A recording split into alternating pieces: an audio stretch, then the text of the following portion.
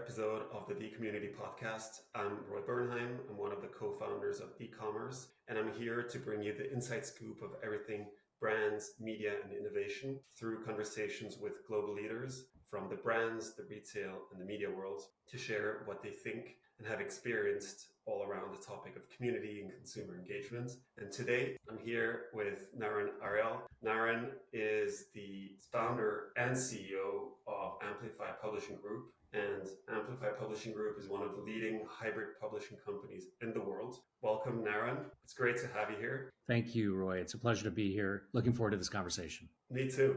And I'd love for you to introduce yourself. Yeah, so I am Naren. I am CEO of Amplify Publishing Group. And for those that may not know, Amplify is a trailblazing hybrid publishing company. Hybrid, of course, occupying the space between traditional publishing and self-publishing.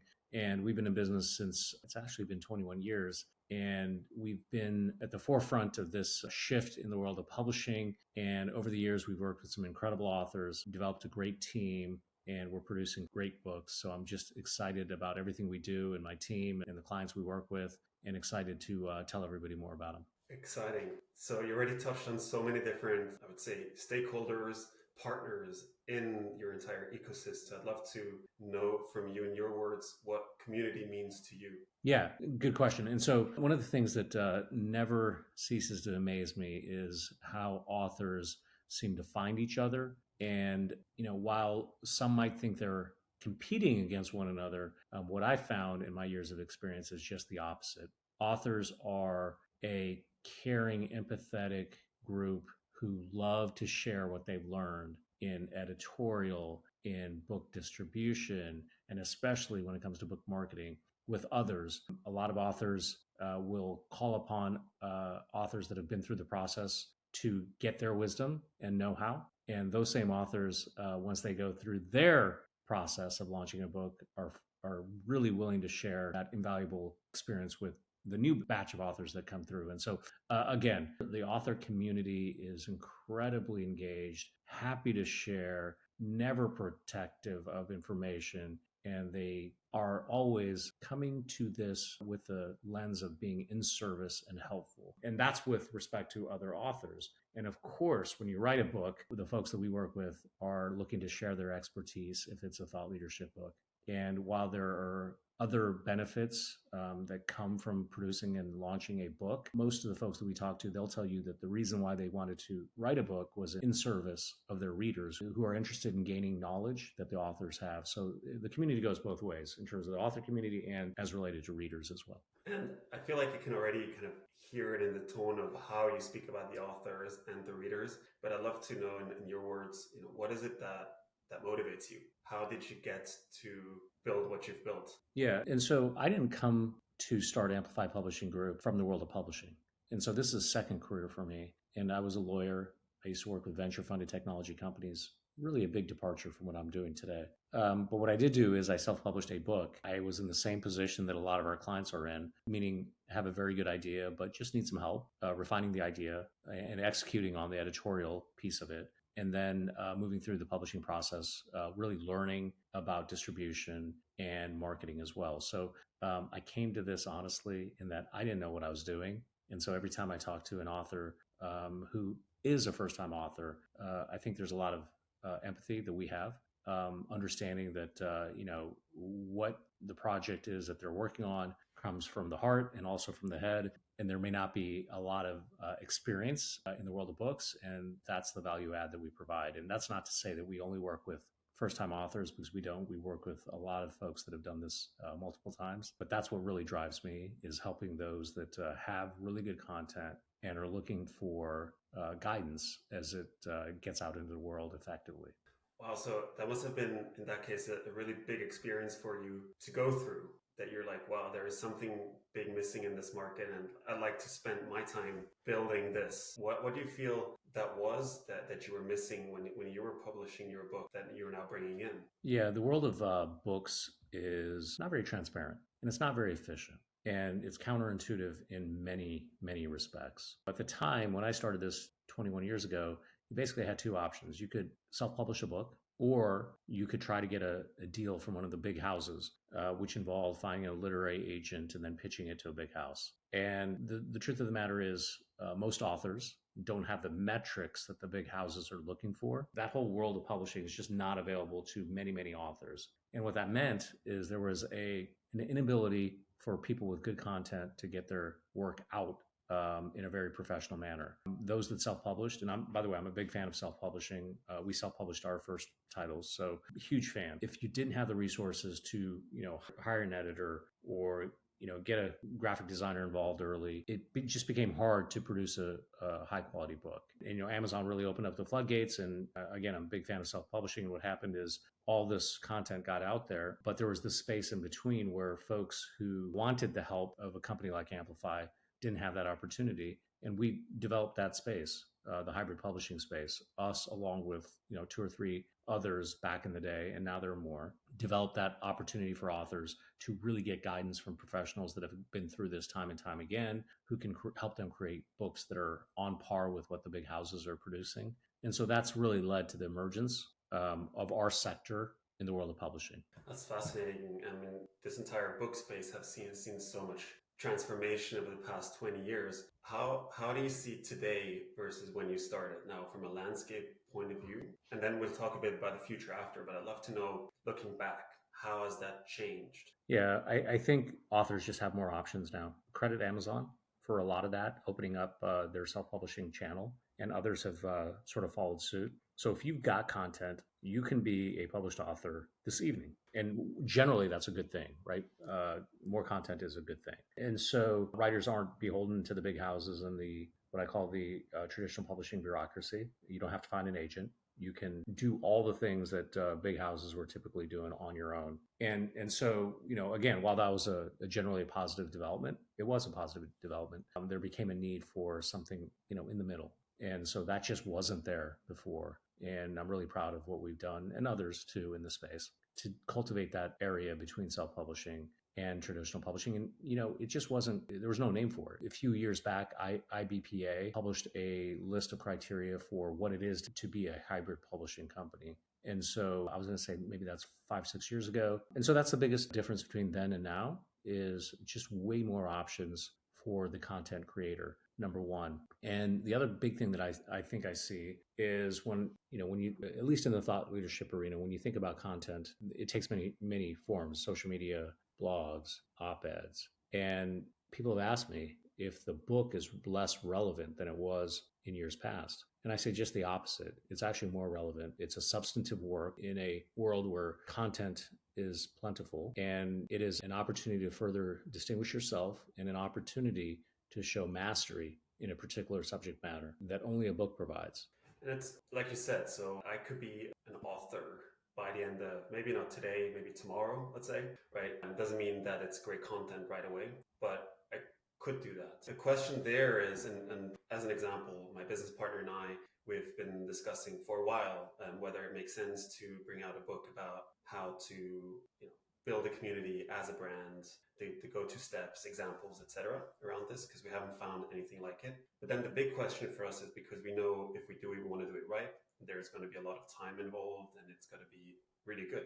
What we don't know is it going to be worthwhile to do it ahead of time? How do you think about that dynamic? Or when fresh new authors come to you, how do you distinguish between maybe, think a bit more about it, or no, let's go right now, this is great? Yeah. So you're touching upon a critical consideration, and that's ROI, book project ROI.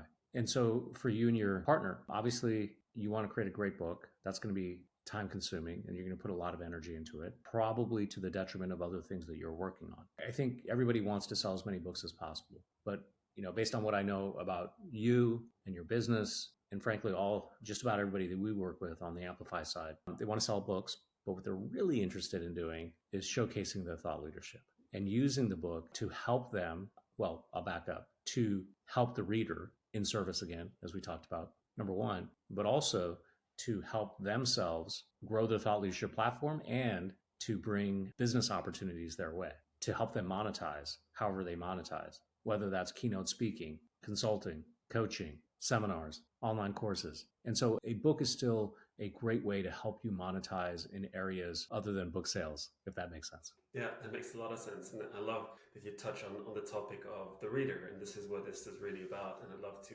dive deeper on that. Who does that resonate with? And how do you think about that? Or how do authors today think about and try to learn about the readership? Is there a feedback loop? I think the key here is really understanding your target market. And so to understand your readership, you have to understand potential target market. And you have to have clarity when you're starting to write the project, when you're conceptualizing the project, when you're outlining the project, and when you're writing the project. Who's going to care? And if you don't have clarity on who's going to care, it's going to be hard to deliver real value to the reader. And so once you have clarity on who the target market is, you can tailor the content to that person. And if you do a good job, by definition, that content is going to be worthwhile endeavor for the reader or potential reader to invest in you, your ideas, and ultimately your book. So clarity around target market is the first step. So once somebody comes with a very specific target market, is there a way that you then work with them, or how does the process go from there to then understand that's actually really an interesting group, or that will resonate with this group? How does that work? Yeah. Well, I guess I'll state the obvious. Obviously, you've got to be an expert in that field first, and then have a clarity in terms of the target market that you're trying to reach. And then it's about executing, fine-tuning the concept, creating an outline, writing a book. And writing the book takes many shapes. Half the folks that we work with utilize ghostwriters. Others use writing coaches. Everybody uses an editor. And so once the playbook is written, it's a matter of executing on the editorial side and creating a manuscript draft that accomplishes the goals that you set out early in the process. Interesting. And from this process that you mentioned now, how do you see this evolving going forward? Do you see it stay the same from a process, or do you already see certain shifts happening? Yeah, well, it's shifting, and you may have heard of this new technology called AI, which seems to be impacting a lot of areas, and publishing is no different, and writing and research is no different. And so there are quickly emerging AI options to write a book, and I've got some strong feelings about those. So my personal feeling is that where we are today in AI is years ahead of where we were like last month. Right. And so as the technology continues to evolve, it becomes a better and better tool. You notice I said tool, not substitute. And so it's a great tool for research. It's a great tool for editing. It is a great tool for conceptualizing. Where I think we're not quite there yet is the actual writing. And what makes a great book, if you think about it, is the storytelling, revealing the author's experience, case studies, what the author was feeling at a given point in time. And so I've seen AI generated writing that sounds and reads a little too much like Wikipedia for my liking, a little too surface level, and so a little too obvious. And what we're trying to do is encourage its use as a tool, not as a substitute. I like that word, obvious. That's really resonates a lot. I think a lot of it is too obvious. Too obvious. Again, and I'm getting better at this. I can recognize AI written chapters or entries, rule, sub-rule, exception. It's just a little too formulaic, is what I've seen. And you know what? It could change. It could change next week. And if it does, I'll tell you that, nope, we don't need writers anymore. But I don't think we're going to be there. Yeah. No, especially the stories, the personal stories, that's what is interesting, the emotions that go behind it. Absolutely. And from a landscape point of view, so we're talking about the tools now a little bit, and we were talking about the past landscape before, so how it's shifted over the past 20 years, getting more into self-publishing, becoming more agile with that. Do you think that's going to continue further, and where would it even continue to, or is it going to swing back? How do you see this dynamic develop? No, I think the trend is going to continue. I think that, and we're already starting to see this, is in the past, it was anybody that couldn't find an agent and get that New York deal would look to elsewhere. And now what we're seeing is people that have worked with the Big Five are really reconsidering whether they want to do it in the future. And so we've got examples of folks that have worked with the big houses 2 or 3 times, and they've decided they wanted more control in the process, more IP ownership, and they're working with us now. And so the reason for that is specifically when we're talking about thought leadership, right? Authors' goals aren't always in alignment with big house goals. The house has one objective and one objective only. And I'm talking about big traditional houses. And their one and only one metric is how many books are sold, right? And I'll go back to what we said previously. Of course, all of our authors want to sell as many books as possible. But the measure of success is more. It's thought leadership. It's selling books. It's keynote speaking. It's higher fees. It's consulting. It's seminars, right? Whereas the big houses, they don't really care about that. They put a title out there. They made an investment in a title. They want to sell as many copies as possible. And the interesting thing is, sometimes they succeed. Sometimes, more times than not, they don't succeed, right? I think that that's what we're going to really see is authors ask the hard questions about why they're doing this project, what a win looks like, and what publishing pathway gives them the very best chance to win. Because now they have alternatives. Now they have credible other ways to get out there. Absolutely. Credible other ways. And so, the bias that was maybe there when I started is not only gone, it is gone, maybe almost completely gone. And I would venture to say that, the way we're publishing books soon might be the preferred path, unless you're going to be offered a big 6-figure advance. And that's just not there for most people. Oh, that's fascinating. And on that, let's talk about then, let's say we've got to do this book and we're really excited to get out there. How do we talk about distribution then? Because I guess that's what the big houses bring, or should at least bring, right? They probably not always bring that. So how do we get the word out there? What are possible venues? Yeah, it's more of a marketing question, and marketing has to be done early, way early, to be really effective, right? And so you're thinking about a book, you're thinking about, and when I say you, Roy, I'm talking about you and your partner. You're thinking about a book, you know what the book is about. Now's the time for you to start ramping up your social media content generation related to themes that are going to be in your book. Because your job right now, even before the book has a name or a cover or a pub date, is to start getting your audience to understand that you are an expert in communities. And so cultivating that audience now will pay dividends when there's a pre-sale, because you'll have already cultivated an audience that is invested in you, your ideas, your expertise. And so when you make that ask to pre-order your book, it's an authentic ask and you'll be more successful. So it's about creating the own channels, or really creating that audience almost, and really having direct community. It is. And then, and think about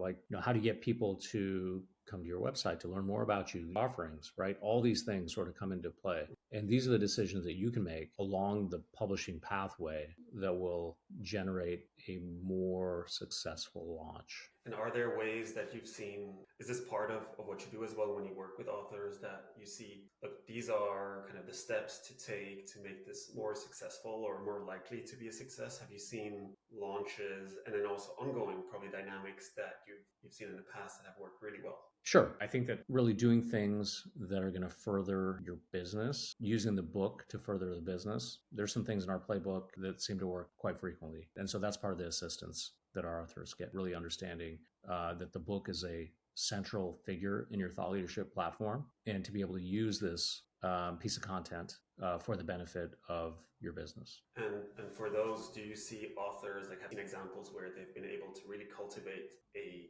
followership or even properly a community around their book? Yes. I've seen it many, many times. And for things like getting more emails into their database, for lead gen, every launch is a little bit different because our authors monetize in different ways. But generally, that's the goal in most of the projects we work on. That's fascinating. And thinking across all the different authors that you've worked with, have you seen ones that started with one book and then they had a great experience, or maybe they had great success and they wanted to come out with a second book? What is that process like? Do they get any feedback from the readers, or is it purely kind of in a silo type of a development for the second book? What's that dynamic like?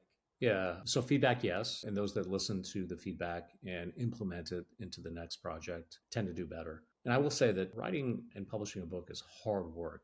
It is. You have to have dedication. It's not easy. It's grueling. You're still doing your day job, but it's incredibly rewarding as well, particularly when you hear from the reader that something you said has really resonated. And I think that's what keeps authors coming back. It's hard to just publish one book. I've seen it.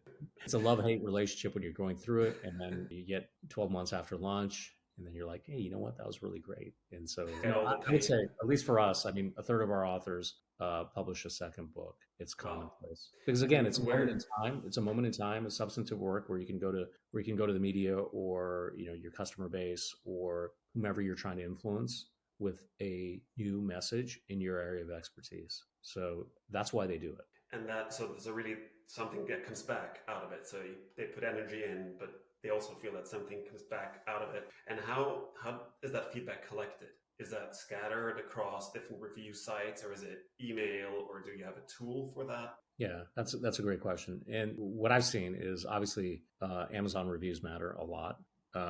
Those with engaged readers, you'll find have a lot of Amazon reviews. And I don't love putting too much emphasis on Amazon for obvious reasons. They've done a lot to help the industry, but they've also really hurt the industry in certain areas. But that's not what we're here to talk about. And then just the emails. We see a lot of emails. Our authors send us emails that they've received from readers, just really heartwarming and touching notes of congratulations and also poignant messages that talk about how the book has impacted their lives as readers. Wow. And do they then, now thinking back to the topic of AI, right? So with AI, how we like to use it usually is that we can feed it with some kind of contextual data, or at least a bunch of data that comes from somewhere. Do you foresee that there is a way to somehow then bring this feedback together in one place to get an analysis out of it? Yeah, great. One of the areas that AI is working today is in marketing copy, market research. And what you're talking about as well is something that people are utilizing. So this is already being used? Yes. How is it being used? Is it bringing data, or is it scraping internet for reviews, or how is that? Or is it more manual still at the moment? Yeah, it's probably a little more manual. What I've seen, authors use tools like SurveyMonkey, and then they'll get a ton of responses and use AI to summarize the reader experience. Right. Okay. So it's like a hybrid format, basically. Exactly. Yeah, that makes sense. Interesting. Then, I mean, we're almost at the end of the podcast, and I'd love to know a little bit more than, like, if we zoom out to close off in terms of consumer preferences. How do you see those evolving in the near midterm future? So when we talk about consumer preferences, I'm always asked about the ratio of physical books, ebooks, audiobooks, and if that's the question, I'll just assume it is. I kept it very broad on purpose to see where it goes, because there could be formats. Yeah. I think that the audiobook format is really gaining in popularity. What I've seen, I think the ebook is holding steady, but shockingly, so is the physical book. And what I tell people is, at least initially, based on what we're seeing, you're going to sell just as many physical books as ebooks and audiobooks. And then as your sales increase and you're reaching audiences that have less connection with you, the author, you're going to see the percentage of your sales in ebook and audiobook increase in terms of the total sales pie. And that's a good sign. That means your book is getting out there beyond your initial circles. And it's still hard to sign an ebook or an audiobook. So the physical book will always, I think, have a place. Yeah. We're also still physical in the real world, so it always comes back to that at some point. That's right. Amazing. Well, Naren, thank you so much for all your insights, sharing your experience with us here. It's been fascinating. And with this, also, I'd like to please share where people can find you or your company if they wanted to reach out. Sure. Our website is amplifypublishinggroup.com, and we'd love for you to visit the website. And if you want to send me an email, it's Naren@amplifypublishinggroup.com. Happy to hear from everybody. Great. Thanks so much, Naren. Speak soon. Fantastic. I've enjoyed it. Thank you, Roy.